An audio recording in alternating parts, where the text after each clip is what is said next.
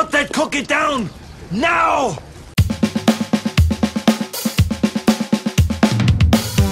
The Spellchecker Christmas Podcast! I don't care, I'm keeping it. Welcome to episode 3 of the Godless Spellchecker Christmas Podcast. We'll shortly be talking to Fernando. He's a Mexican living in the States. But first up, joining me now is Peter of Godchecker.com fame. Hello, Peter. Hi. I'm really excited to speak to you, actually. I'm a huge fan of Godchecker.com. I'm a huge fan of you as well. Can I call you Godless or Spellchecker? Which do you prefer, actually? Either's fine. Godless, Spellchecker, GS. Yes. G-Spizzle doesn't quite work so well. Or Stop, even. Yeah, whatever you're comfortable with. For those who might be listening who are absurd enough to have not logged on to Godchecker.com, do you think you could just say a few words as to what you guys get up to? Yeah, we're your guide to the gods. We dish the dirt on all the deities of mankind, or we try to, anyway.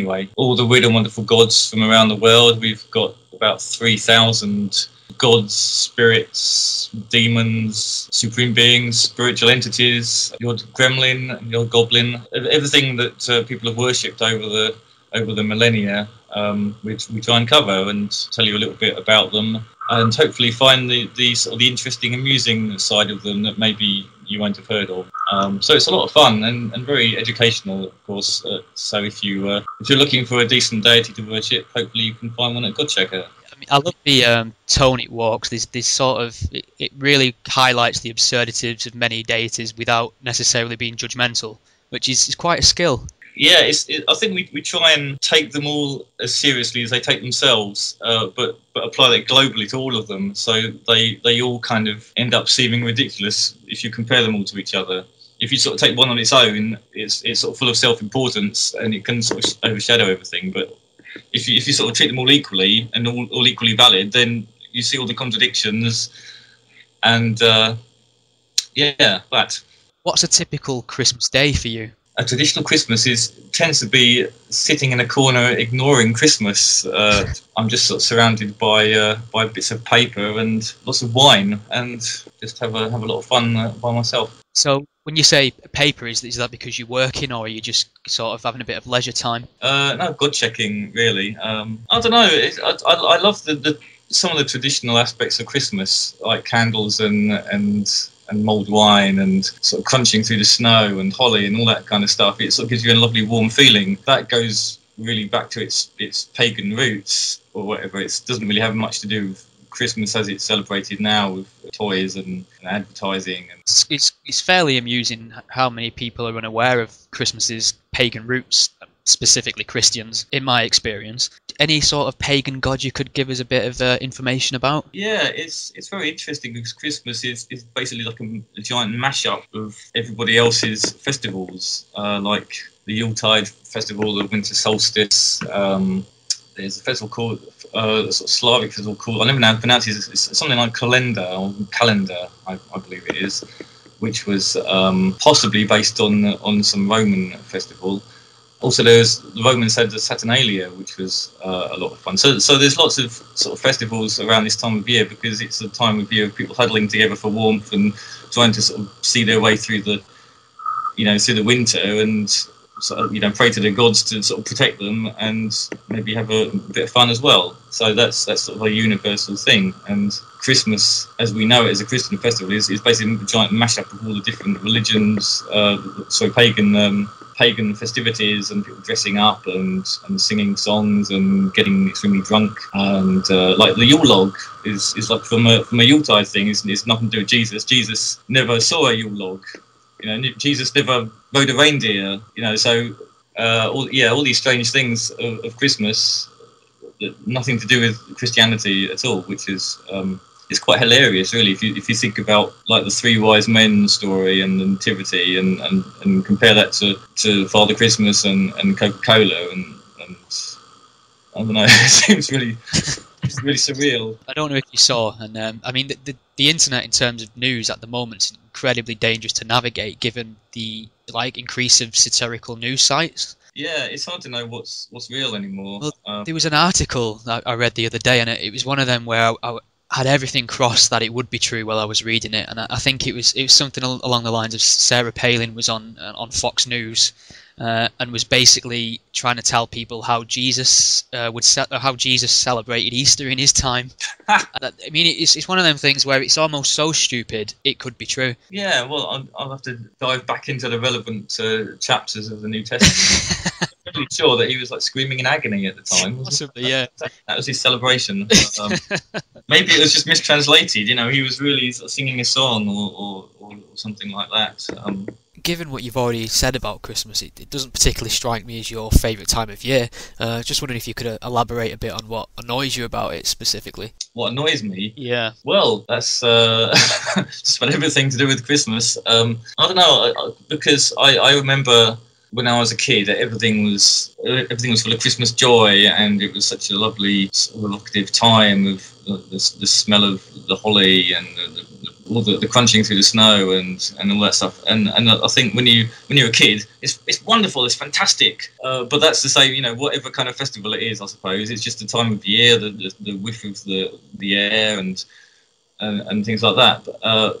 But when you grow up and you realise, you know, what actually it means is to tweak your ass down to the shops all the time and try and find suitable presents for everybody and churn through the interminable packs of Christmas cards that all say nothing of what you want to say to anybody and all that side of that's the horrible side of it. So if like Christmas could be cut short after you reach the age of 5, if Christmas doesn't exist after that, then that'd be brilliant. You know, the nice part of it when you were a child, and then if someone could figure out a way of doing that, that would be wonderful. Can you think of perhaps the best Christmas present you ever had as a child?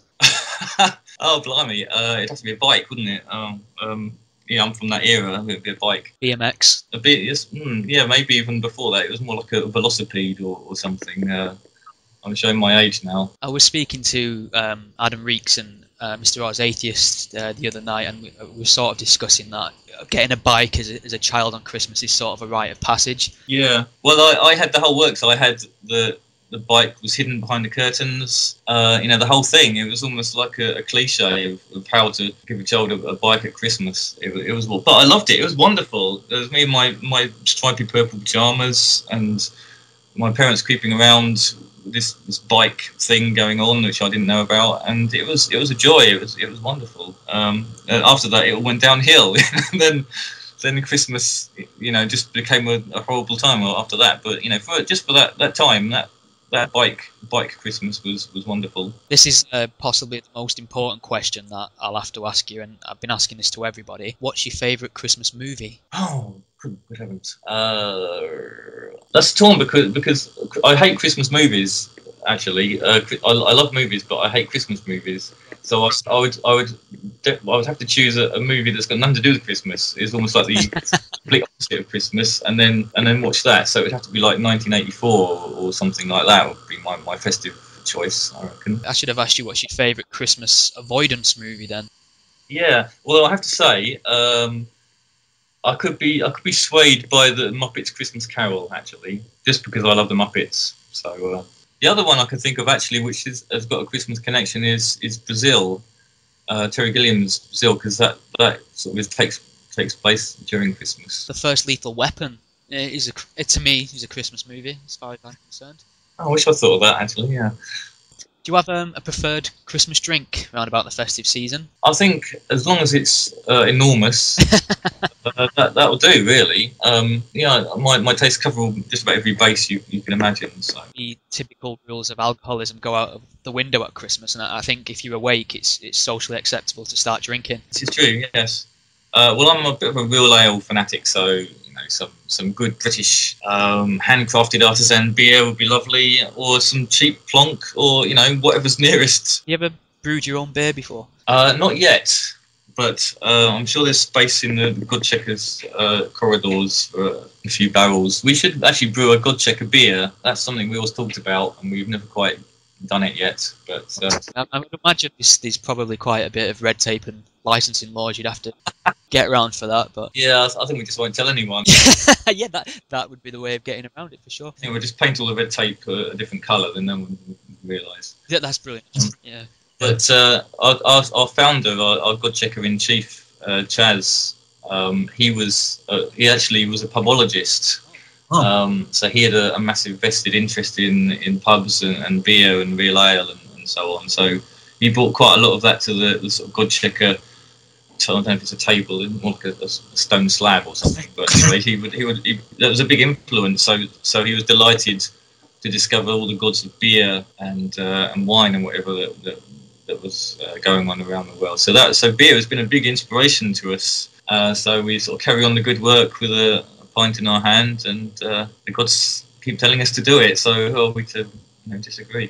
I think my atheism is fairly strong, but I could probably get on board with a god of beer. Well, it's a bit hard to refuse, really, isn't it? I mean, there's no downside, I mean, apart because hopefully a god of beer wouldn't give you a hangover in the morning. So I think I read today, I only skim-read, but I read somewhere they was developing some sort of synthetic hangover-free alcohol. Oh my god, that sounds terrible. Yeah, it does. I don't know how it'll affect the taste, but I could probably do with functioning a bit better after a night out. I think if you drink, it depends what you drink. If you drink good quality cask ale or whatever, then you don't get as many problems as maybe cheap drinking the shitty synthetic beers and big brands and whatever. That's my excuse for buying expensive scotch.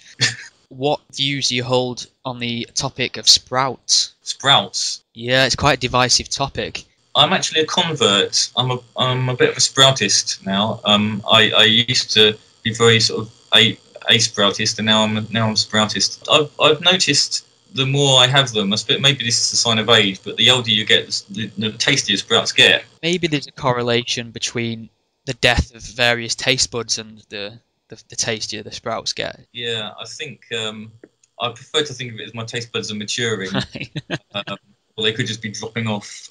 I'm not sure. It's possible. I found I used to really detest strong cheeses, sort of like your Danish Blue and your Stilton. Oh, yes. To the point where I'd have to leave the room crying.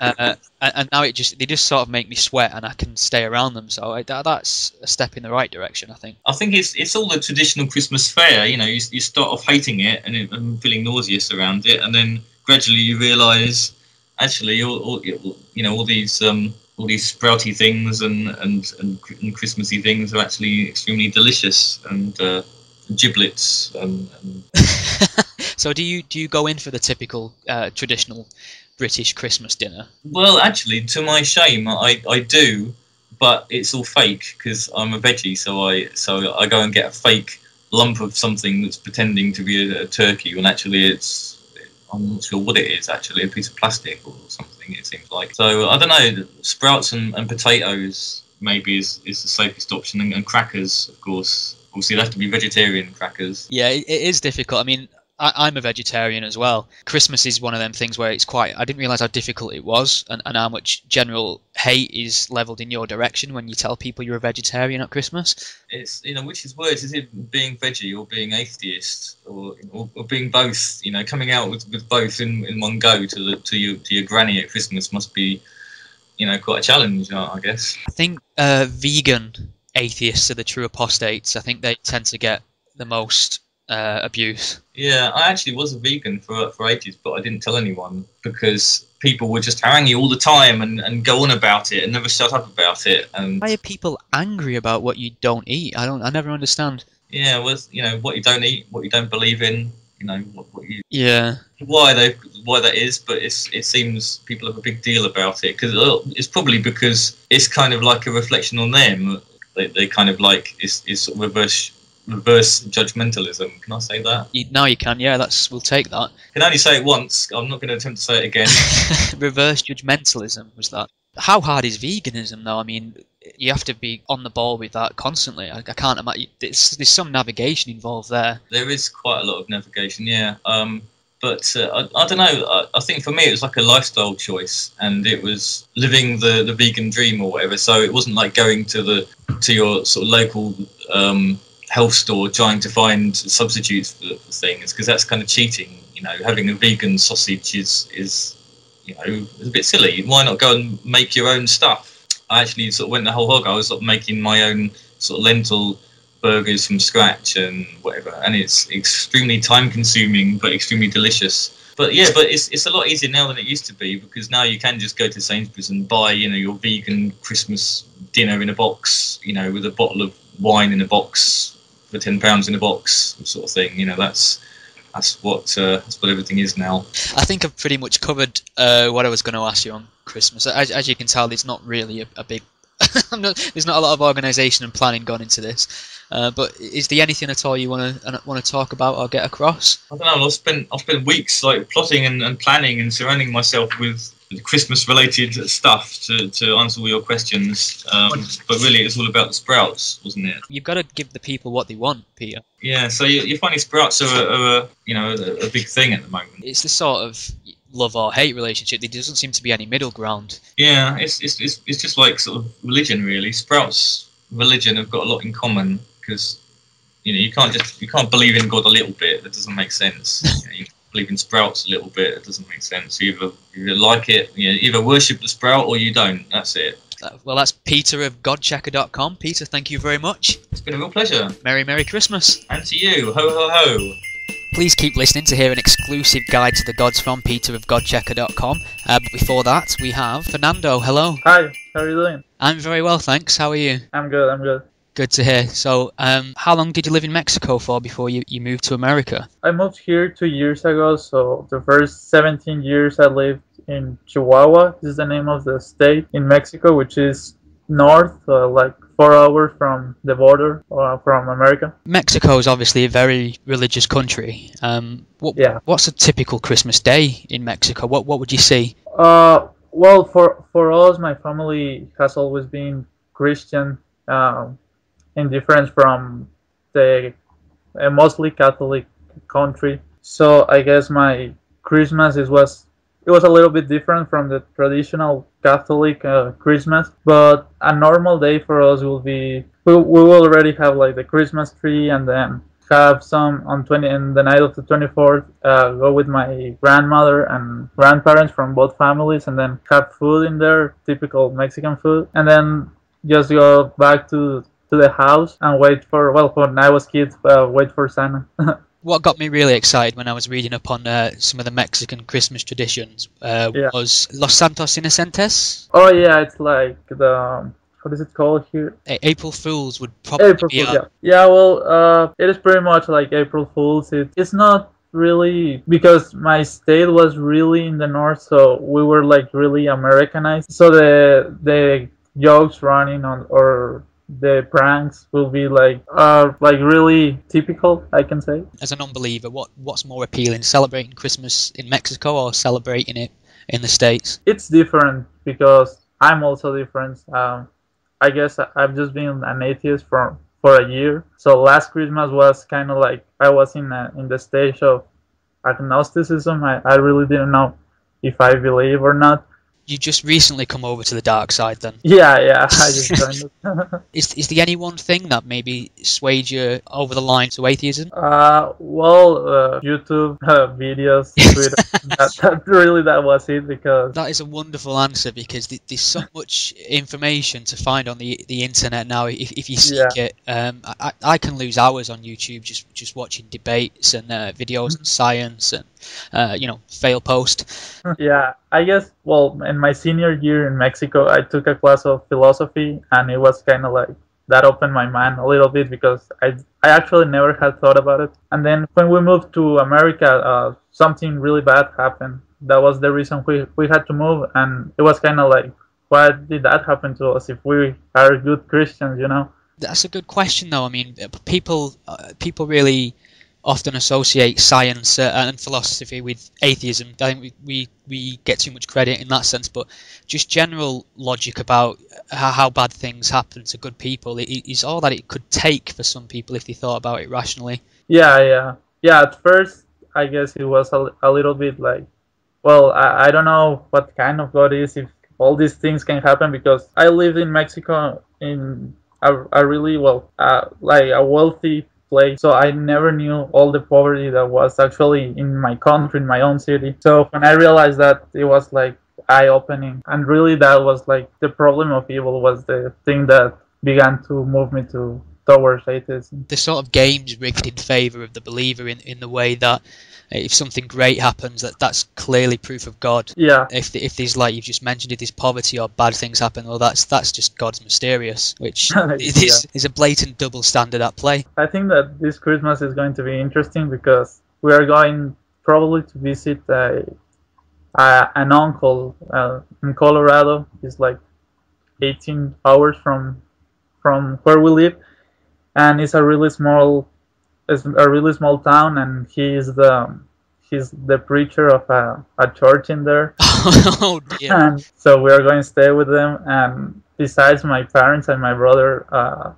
nobody from that side of the family knows that I'm an atheist, so I don't know. I think it's going to be interesting. Wear something fireproof would be my suggestion. Yeah. So, apart from the typical religious overtones, is there anything that irritates you about Christmas? Anything you'd rather wasn't part of the Christmas experience? Well, I enjoy a lot Christmas since I was a kid, and I guess kind of like the state of mind that Christians get. Well, only Christians can celebrate Christmas, and there's nobody else that could do it. I think that's kind of like annoys me. Last year was kind of I was like kind of like I don't know where I am, and my father, like, he's really into Christianity, so he was like, if you are not with us, you are against us, and all those kind of stuff. So I think that's kind of like the things that annoys me. Yeah, I mean that's a shame. I mean, I feel quite sort of privileged and lucky that my parents are quite accepting in the way that they'd support me regardless of beliefs, but you know, you can't forget that it's sometimes family suicide to say you're an atheist in the presence of people. Yeah, which is really tough. I mean, attitudes are slowly changing, but I don't think it's quick enough. Well, in my case, at first it was kind of hard for them, but I think as time goes on, they were opening up a little bit. They actually began to make me go to church, and I told them that I didn't want. And actually, it was like 2-3 months ago that they said, "All right, you can stay at home on Sundays." So you deserve a round of applause for that. I think I admire your courage. Yeah, thanks. So, what's the best Christmas present you've ever had? Well, probably two. I always like sports, so when we were like 7 or 8, we got a basketball hoop that was from Santa. So that was pretty nice. And I played tennis, so then there was one we got a ping pong table. That was also really nice. That was from my parents, not from Santa. Does Mexico have a tradition of Christmas movies like most places on the planet? Yeah, well, because we live very in the north, we're very Americanized, so probably most of the movies that we watch are movies from America. So yeah, we watch a lot of Christmas movie. Any particular favorites at all? Well, I remember this one about, I think it was Arnold Schwarzenegger, that he got he has to get the toy for his kid, something like. Jingle All the Way. Don't ask me for the translation, but I think it's Jingle All the Way. Yeah, I think that one is. So does Arnie get dubbed into Spanish, or do you just leave him in his full Austrian glory? You can move Christmas movie because are really family. They translate it. They have double actors. Yeah, but most of them are just with subtitles. I'd love to hear "Put That Cookie Down" in Spanish. Yeah, the actors are just awful in Spanish. I can imagine it adding to the comedy value. Yeah. I suppose the one thing we haven't properly covered is traditional Christmas Mexican food. The names doesn't have a translation, so I'm just going to pronounce them. Right. It's tamales. It's like flour, and it's in the inside you have different kinds of meat or beans or chicken. It's very spicy. Wow. And you also have the turkey, pasta. For the dessert, there's what we call buñuelos, which it's like a big. It's made of flour, and you have cinnamon and sugar in it, and it's really It's good. Sounds good. So a lot of flour-based meals in Mexico. Yeah, Thank you very much for talking to me, and I hope you have a lovely Christmas. you too. Thanks. Thanks for listening, and please remember to click on subscribe. I shall hand you over to Peter now for your guide to the gods. I think we've all learned something here today. The Godless Spell Checker Christmas Podcast! You'd better watch out. You'd better not cry. You'd better not pout. And the reason why is that you're likely to be savaged by a monstrous demon goat. Allow us to introduce Satan Claus.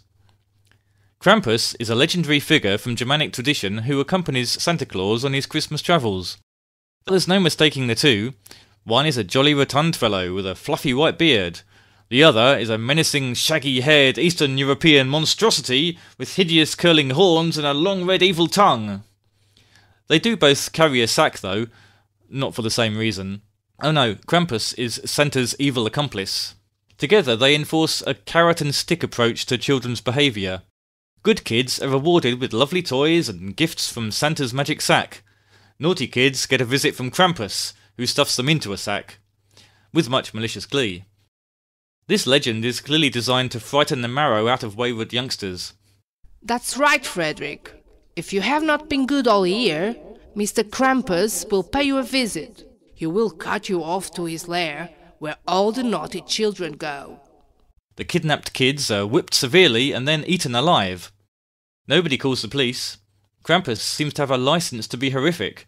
In fact, the grown-ups encourage the monster in his repulsive activities. But he's not all bad. In some versions of the tradition, Krampus does actually bring gifts. Okay, so they're evil gifts for horrible people, but it's the thought that counts, isn't it? If you're an adult who despises children, Krampus can supply such practical gifts as whips, chains, big sticks, lumps of coal, and possibly even hideous homework with which to punish the little uns. The origins of Krampus are lost in the wintry gloom of ancient myth. He may have been a Norse demi-deity who went AWOL. On the other hand, it could be a coincidence, but Krampus bears more than a passing resemblance to the devilishly horny Greek god Pan. For centuries, the Christian Church was very cross about all this apparent devil-worshipping going on, but for once a pagan beastie managed to get the better of Jesus. Despite the severe warnings of priests and saints, the idea of Krampus was just too deliciously horrible for people to abandon. He was immune to taming, evaded bans, and dodged every decree that the church could throw at him. A very rare instance of an ancient pagan legend surviving Christianity unscathed. Krampus shenanigans continue to this day. December 5th is Krampusnacht, a sort of Halloween redux featuring groups of often inebriated Krampuses, or should that be Krampi, roaming the streets and frightening people. The Night of Krampus is a gloriously schlock horror costume parade where participants delight in running around with shockingly ugly makeup and props such as rusty chains and whips. If you should meet one in the street, tradition dictates that these part-time Krampuses may only be warded off by a token offering of schnapps. This slightly unsavoury habit has now passed across to the USA, where it now enjoys a bizarre notoriety. Krampus costumes are now available from all evil retailers. Much more fun than dressing up as Santa.